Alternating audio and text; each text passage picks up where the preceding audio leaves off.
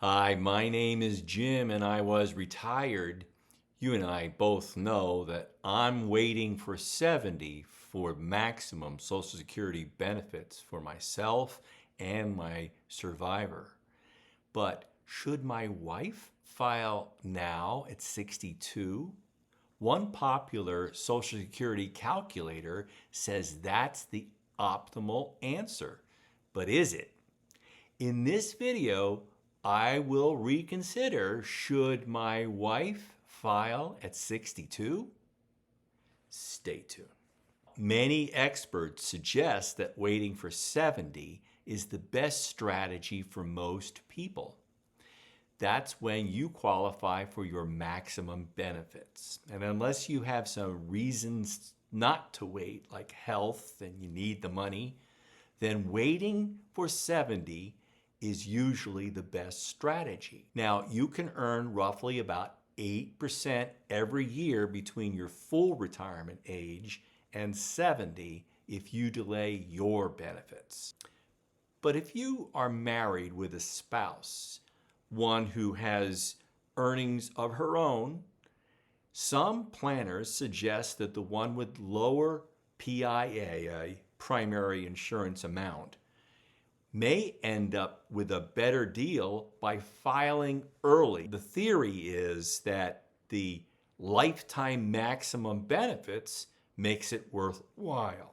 Well, that's the theory, but I'm not so sure, and I'm going to explore it in this video. Hey, by the way, please like and subscribe to this channel if you like entertaining ideas from a DIY retiree. I'm not here to sell you anything. I'm sharing what I learned about managing my own DIY retirement. Rob Berger recently talked about this strategy, reviewing Mike Piper's free open Social Security calculator, which suggests such an optimal claiming strategy. Now, this video really focused on using that tool to see if, with a potential benefit cut in 2034 of 23%, and that's what the CBO suggests might happen. By the way, I don't think that's going to happen. Social Security is still a third rail, and I believe Congress will find a solution that does not affect current retirees.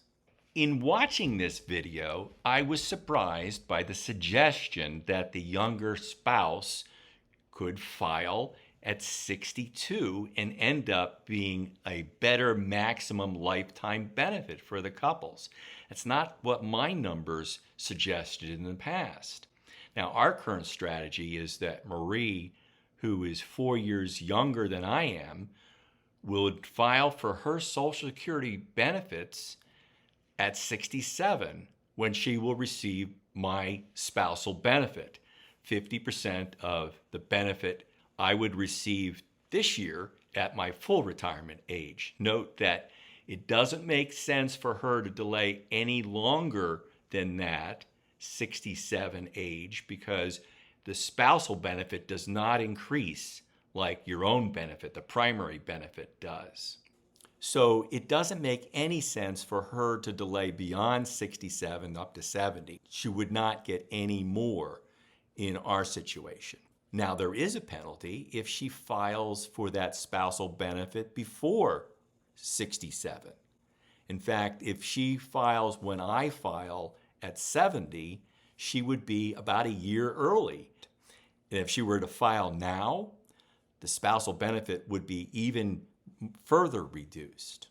The Social Security Benefits website, ssa.gov, has a calculator that will tell you what kind of reduction you would get by filing early. So let's say we were going to go ahead and do it for June of this year.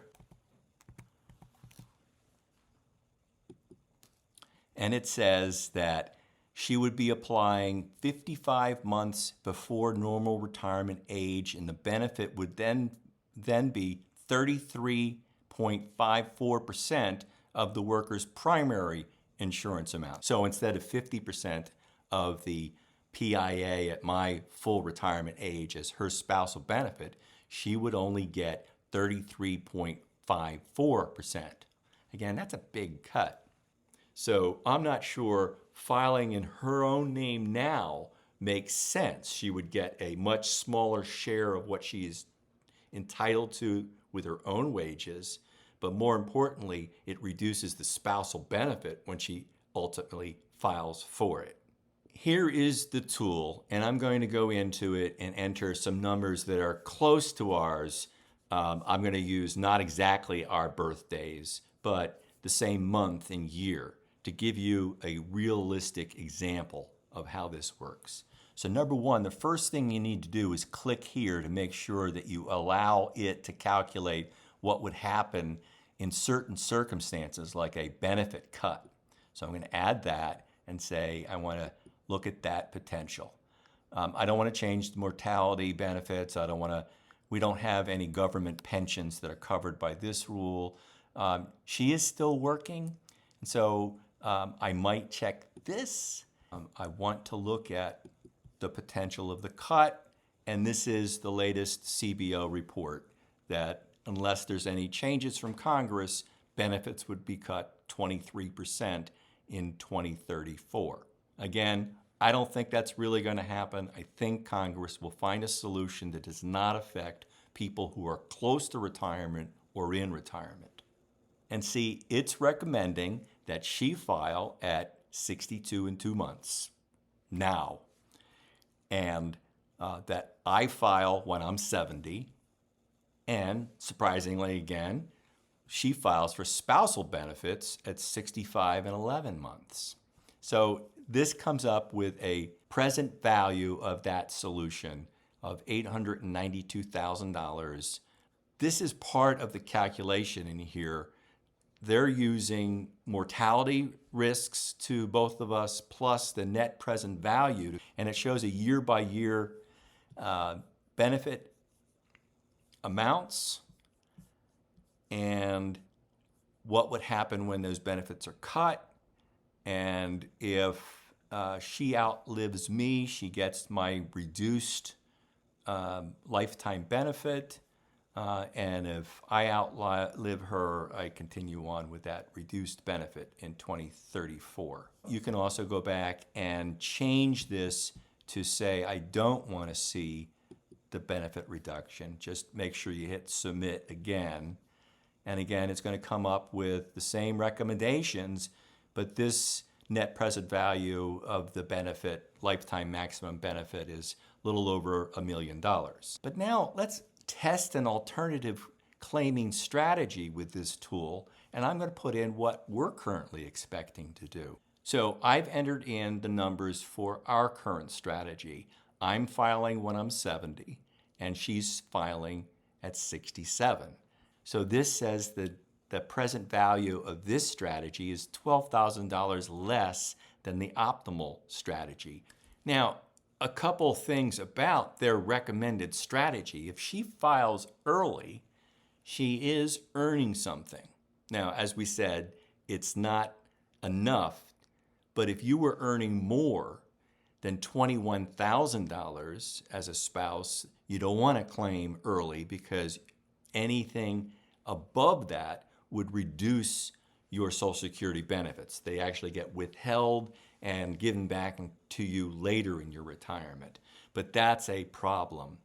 Now, if you're a self-employed person with a Schedule C, there are hours worked in a week rule too. I don't think either of those would apply in Marie's case, so that's not a problem. But that $21,000 limit also applies to any potential Roth conversions from her IRA to a Roth IRA. Any converted amount would count towards the earnings for that year. So that's something to be concerned about. And Social Security benefits would count in the modified adjusted gross income calculation for the ACA, the Affordable Care Act marketplace premium tax credits. One of the other calculators I wanted to try was New Retirement. Now, I am a member of New Retirement. I pay a little bit extra each year to use a a little richer version of this. There's a free version to try out, and then a paid version that gives you a little bit more planning tools. And I'm going to go in specifically to the Social Security Explorer in my profile. So on this tool, it's down under Explorers, and there's a Social Security Explorer, and we're going to show that. Now I'm going to use those same numbers that I used with Open Social Security, something close to our actual amounts. And it shows you the current strategy, the desired strategy, and a maximum lifetime benefits. You see that the initial benefit claim would start with just her benefit for her modest earnings through raising two great kids and this part-time business that she's had. But after we get going, slightly less, about a $1,200 reduction by going to this strategy versus the maximum. And then it shows you a line chart here. And with these numbers plugged in, the current plan, it says the desired claiming age of moving it up to 62 would be several $100,000 less. I found another one on Fidelity. It's a Social Security benefit calculator, even if you're not a Fidelity customer. Now, Marie is, I'm on Schwab. I entered the same data that I used in Open Social Security calculator to come up with their estimate. This suggests 89 as life expectancy. I'm not going to edit this. I'll let it go with that. Again, I think Social Security, you want to plan for a long and rich life. So overestimate here when you're doing your own work. So this went through, and even though I put 62 in there for the spouse, it recommends that I go at 70 and that my spouse goes at 67. And the maximum lifetime benefit in this calculation is a little over 1.5 million. But it gives you an opportunity to change this. And I'm going to change this. I'm going to stick with 70 here. And I'm going to, what happens if she files at 62? She files at 62 and takes her spousal benefit at 65 years and 11 months. And then starts claiming her survivor benefit. This is a nice polite way of saying I croak, when she's 84 years old. That is a benefit of 1.4 million. It's a lot less than the 1.5. So that's New Retirement and Fidelity both agree that waiting until 67 is a better strategy for her. In their calculations, it has a better maximum lifetime benefit. So I'm not positive that OpenSocialSecurity.com has the right calculations in there. I guess if you take the benefit and invest it, maybe it might work out with that net present value in there, but we're going to need that money. And I think it's more important to have a reliable fixed income stream later in retirement. One more, I'm going to look at what it looks like with my own spreadsheets, the same tools that I use to decide to wait to 70. And let's plug in some numbers to that spreadsheet too. Here's the chart that looks at filing now, filing when I file at 70, and waiting for 67. And here you can see that it flattens out and the break even is still around that 70s, mid 70s, but the advantages are kind of slim. And now this is just the pure benefit without considering a COLA. Now the other thing is the mortality risk. If Open Social Security is also factoring in mortality, let's put in a factor that says that I'm going to die at 84. And then she takes over receiving the larger benefit until she dies at 85. And those are the current mortality potentials. Again, those are averages. Some people die sooner, some people die later.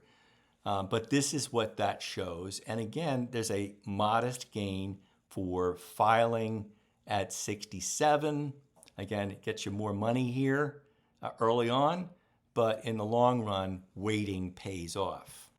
Now, I also looked at, this is the pure benefit.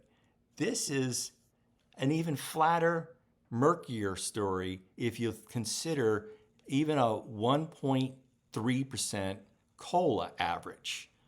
At 85, the file now widow would have collected this much compared to filing when I file at 70 versus when she turns 67. So you're losing about $3,000 over the planning to file when I turn 70, and about $12,000 over when she would wait for 67. So that $12,000, if you invest it, maybe it makes it a wash, but I'm not sure this makes any sense for us. I'll conclude with my standard warning. I am not a financial planner. I'm not a lawyer like Rob Berger. I don't make a living offering my Social Security advice like Devin Carroll. I'm just a DIY retiree. So please take these as entertaining ideas from one educated consumer to another. Always do your own due diligence and seek out a professional if you need one.